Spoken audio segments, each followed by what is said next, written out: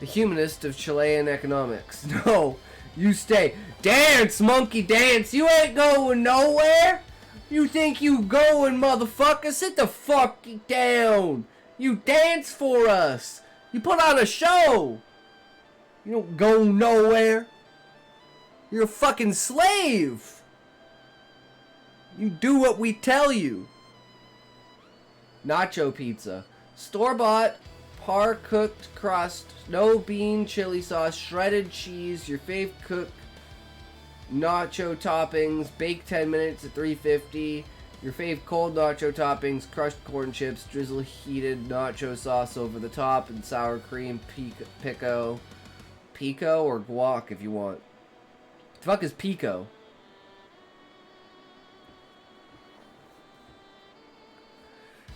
Figure of... Oh god. You're gonna kill me again with these names, Raymond. Is there a way for you to put like a pronunciation beside them? Like...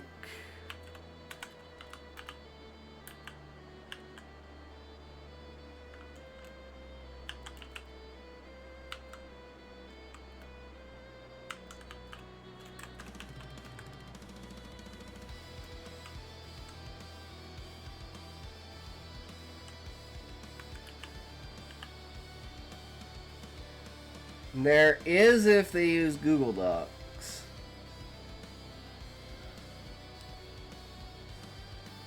Pico de Gallo, the not quite salsa stuff. Never heard of Pico de Gallo. Maybe that's an American thing. I don't know. Gotta get more Anglo authors to write about. Give Scotty an easy time. I'm just gonna butcher their names. Andre Sanfuentes Vergara holds a singular place in Chile's economic history. An economist trained in the technical rigor of the University of Chicago. A teacher and university reformer, a senior executive in public institutions, and a lucid critic of the very model he helped structure. His intellectual and professional life allows us to read in parallel the paradox of the Chilean economy, a country that advanced in macroeconomic discipline and trade openness, but dragged along distributive imbalances and deficits of social cohesion. It's diced tomatoes, chilies, onions, and cilantro. Usually has lime juice in it too. Can be mild or hot depending on the type of chilies used. Google Docs can annotate and help you side notes for you. Help with side notes for you. It's very true, fish.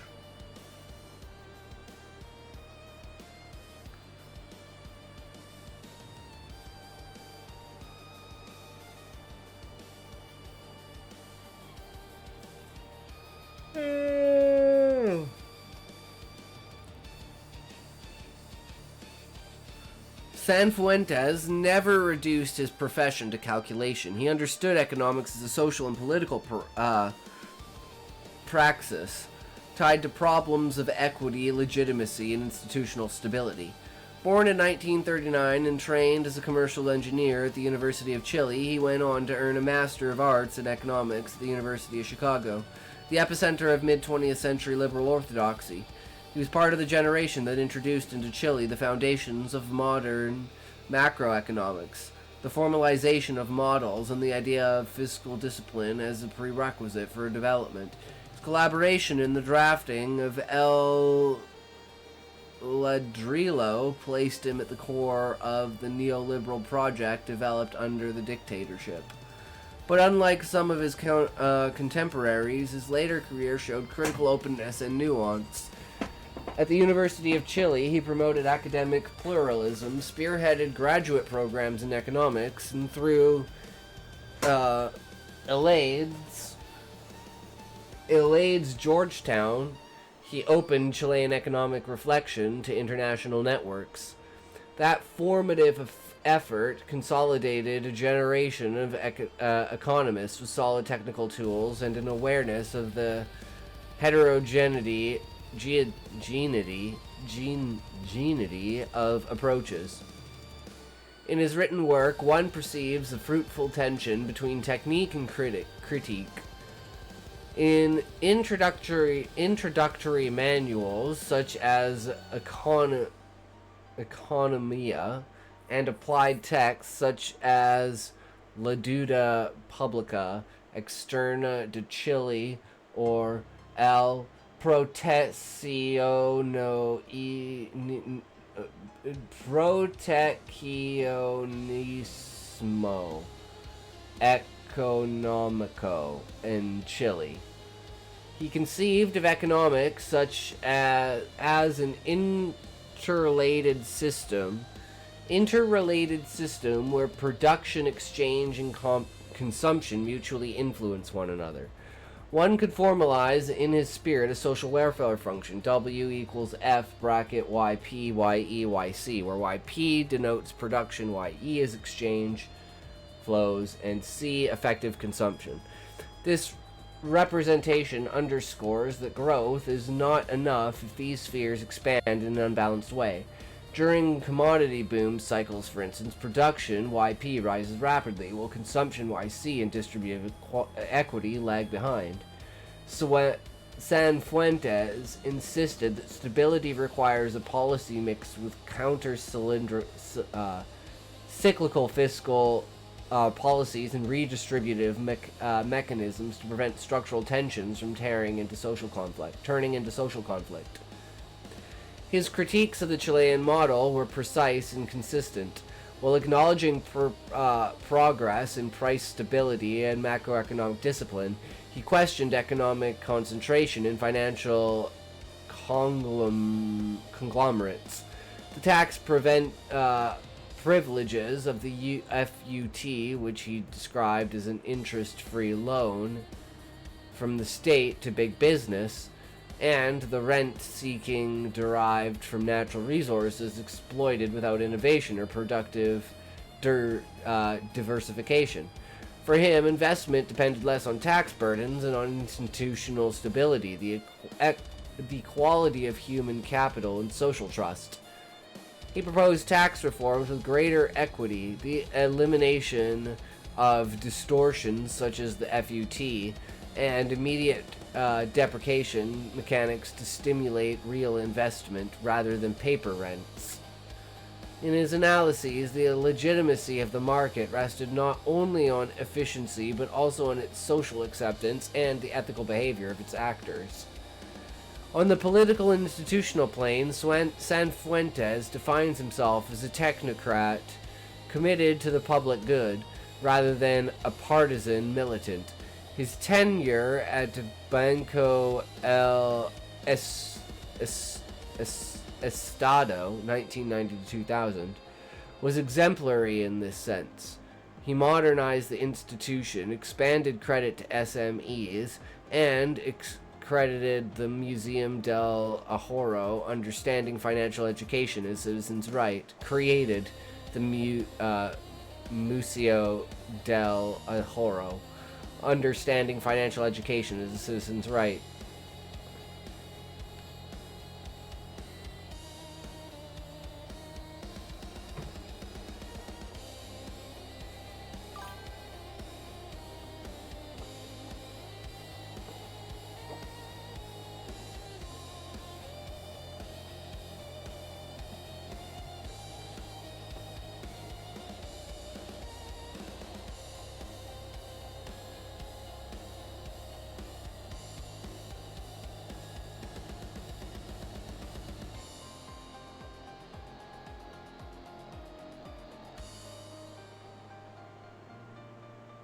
Get your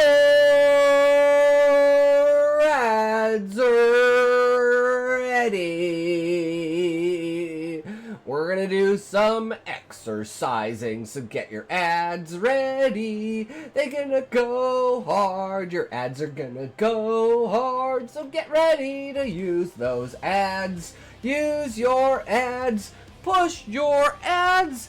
That's what it's about. They go ads, ads, ads, ads, go ads. Let's Go ads, bring out your ads. Bring out your ads. We gonna go and we gonna push all the ads. I like ads. You like ads. Why aren't there more ads for all of us around? I could not tell you, other than the people that think ads are bad. They'll take you down 'cause they got what it takes to take out ads. I'll add you. I reach out. I face out. I reach out to the truth of my life. And the truth says, you are in the adverse.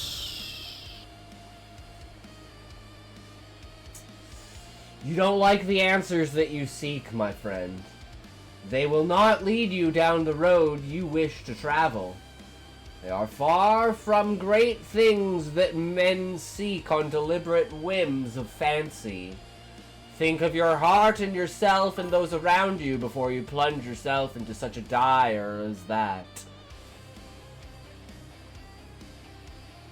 Later, as a member of the board of Codelco in 2010, he reaffirmed his vocation for public service in the strategic sphere of natural resources. Ads make me feel dreadful. I mean, if they were targeted ads, I used to like Twitch ads because Twitch ads would show me like prime TV shows and shit like that, and I was like, okay. And I found The Man in the High Castle because of that. If only I could burn my dread.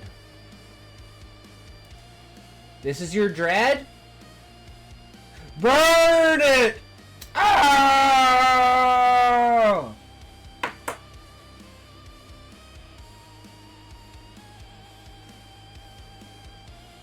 That really hurt. I shouldn't have done that.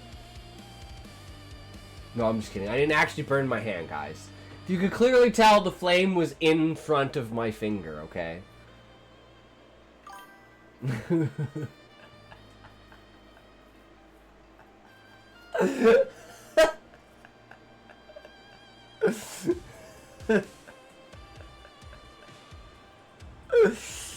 Oh my god. I really do doing that.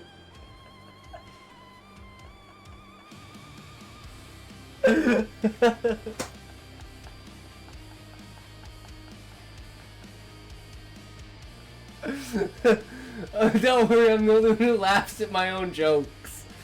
Oh my god.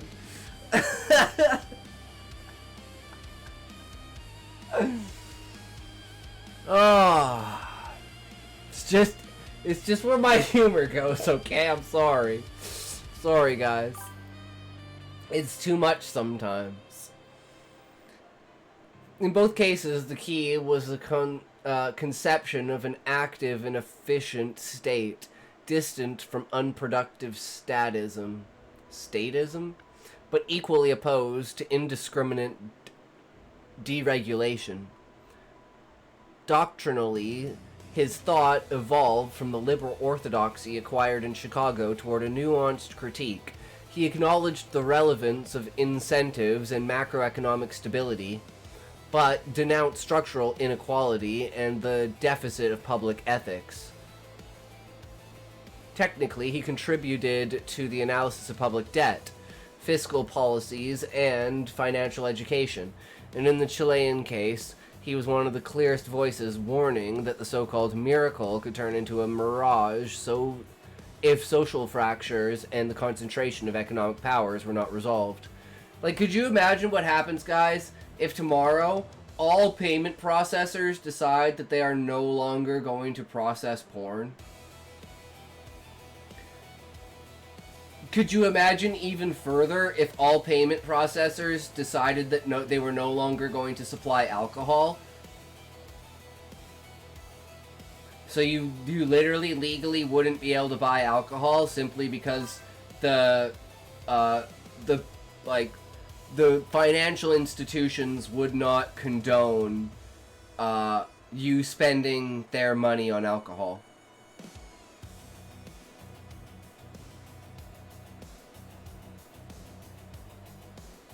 And then everyone withdraws all their money out of all the banks, and all the banks die. That's what we call being shot in the foot. Or shooting yourself in the foot. I could spend it on their girls, then?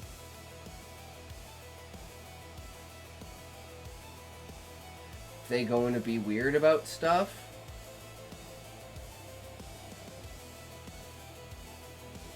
Well, so you can't go to strip clubs, you can't do anything. Like, they just won't accept money. It's like, yeah, money doesn't buy this anymore. So it's like there's things in the world that money doesn't buy anymore. I guess that's the basis of the premise if we distill it down. I'll pay their wives.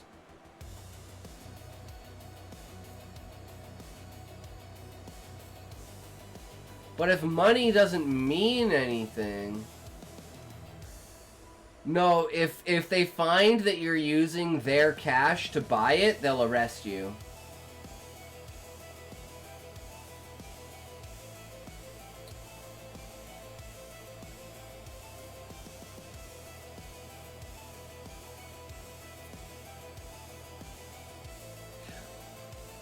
Said jail? Never mind. No, we just shoot you on the spot. Yeah, that's how illegal stuff works.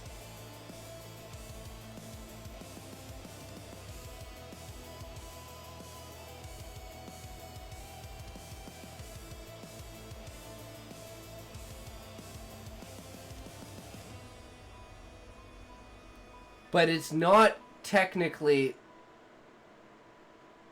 No, I just mean, Raymond, like, if, for instance, you went to a store and you tried to buy alcohol at that store with cash, that store would be charged for selling you alcohol using their money.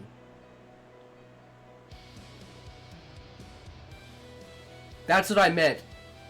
I meant the institution, I didn't mean the individual. So thus, of course, no stores would carry alcohol.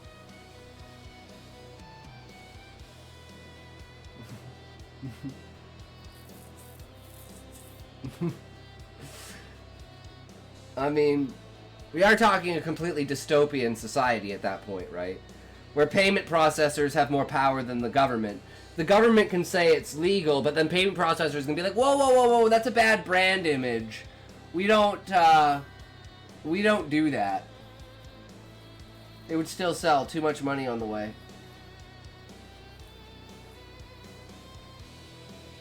We live in that timeline. Yep, very much so, Fish. But Raymond, they wouldn't be able to sell it legally because if they found alcohol on your shelf, you'd get shut down and sent to jail. So they would have to sell it illegally. But institutions would no longer sell it.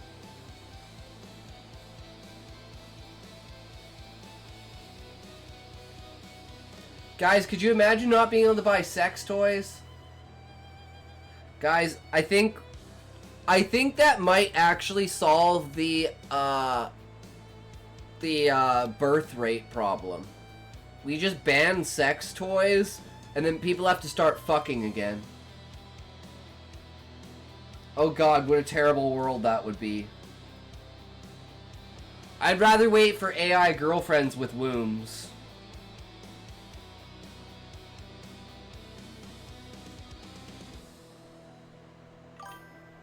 Also, you only need like one important government to go, okay, PayPal, I'm gonna count to 10 for you to tell me to buy, for you to let me buy porn, or I'm gonna talk to my friends on the UN. And they're like, okay, you can buy porn. Here's your special card. But now no one's making porn because you can't make money off of it. Well, legal porn. So now legal porn becomes illegal porn. And now it gets infiltrated into the system where the illegal porn used to be. Now you got an even bigger problem. Cascading effects. Applying some polish.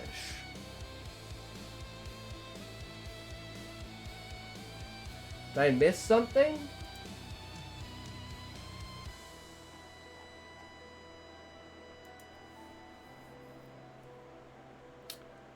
Yeah, this freaking essay. Ultimately, Andres Sanfuentes Vergara embodies a major lesson for Chilean economic history.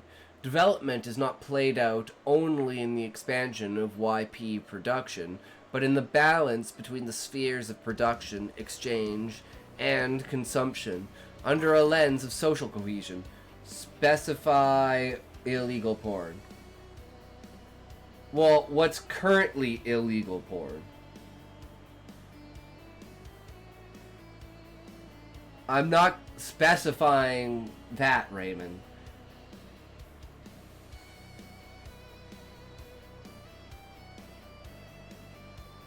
And it doesn't have to just... There's multiple of them. It's not just one.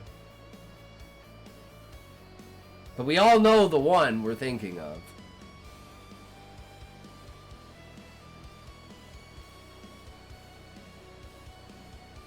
So, Scotty...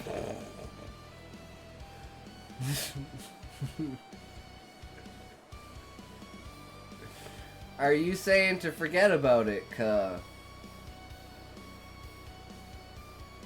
I've already forgotten about it, Fish. If it's left my mouth, I've forgotten about it. So...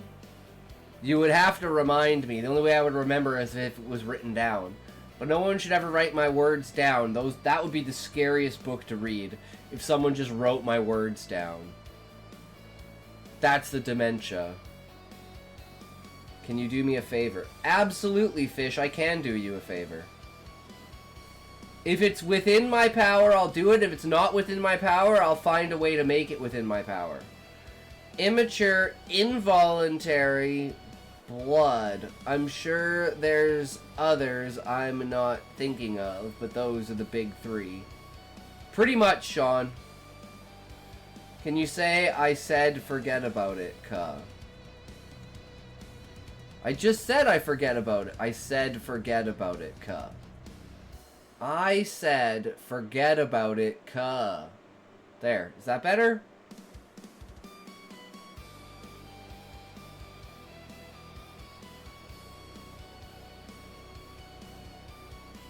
Better V.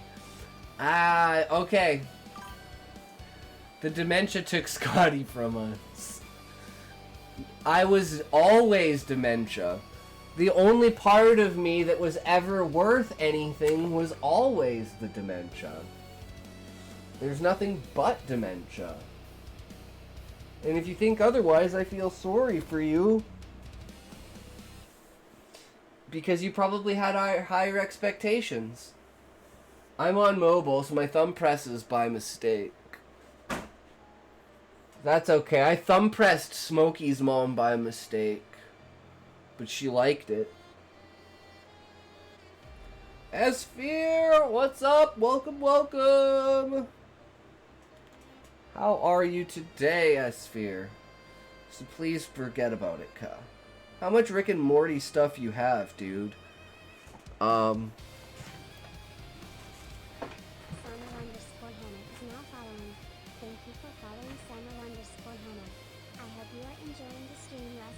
Hi, sweetie. The patron was just telling me you used to arch Commander Consummate and thinks he'd be a perfect match for us. I'm not that interested.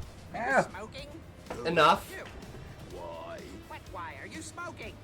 Maybe. What? When did you start smoking? 1989-ish? So you have been lying. Now, since the filter's pine-scented hairspray. Yes, I'll say it. Her 3-pack-a-day voice? Don't just glass over that, Scotty. Oh, man. But this one's more like a winter one. Like, that one's nice and loose. This one's nice and tight for the winter.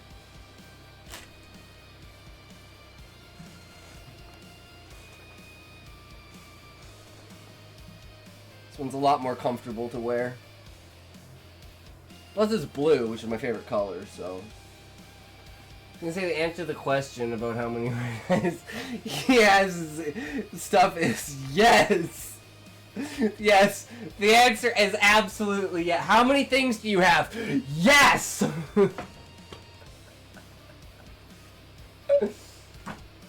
Absolutely. I also have, I don't know if it's still,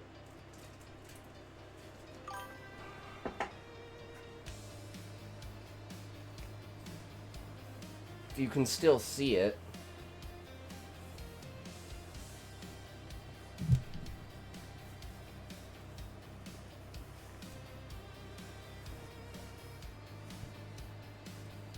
So this used to say, let's get rickety rickety wrecked, and it's like a Christmas theme, and it had Rick drinking, yeah.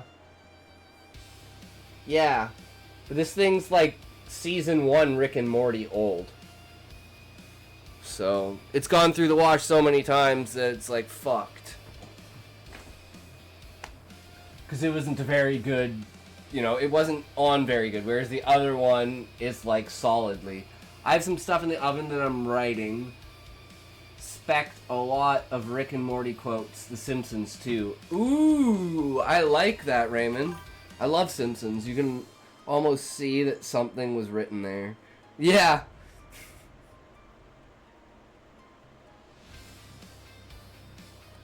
It's like,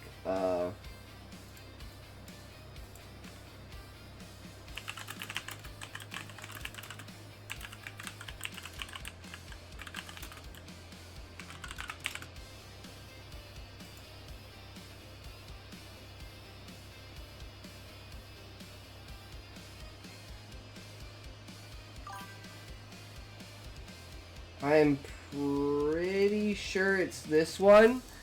It was, 'tis the season to get riggedy riggedy wrecked, son. And then, like, the green was, like, the flowers at the top there with, like, that. And you could see a little bit of it on there. Yeah, so it was blue, but that's what the picture used to be. She got Rocky Road a while back. I'm usually a vanilla or mint guy.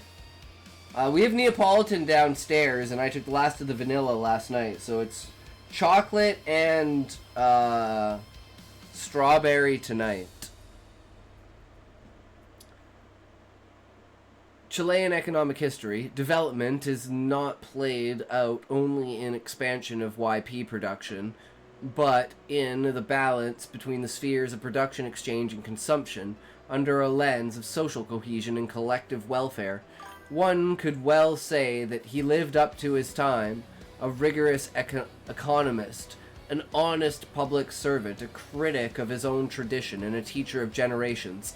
His legacy reminds us that without innovation, cohesion, and ethics, no invisible hand is sufficient to sustain a durable development model. Some almost unreadable shirts. Yeah.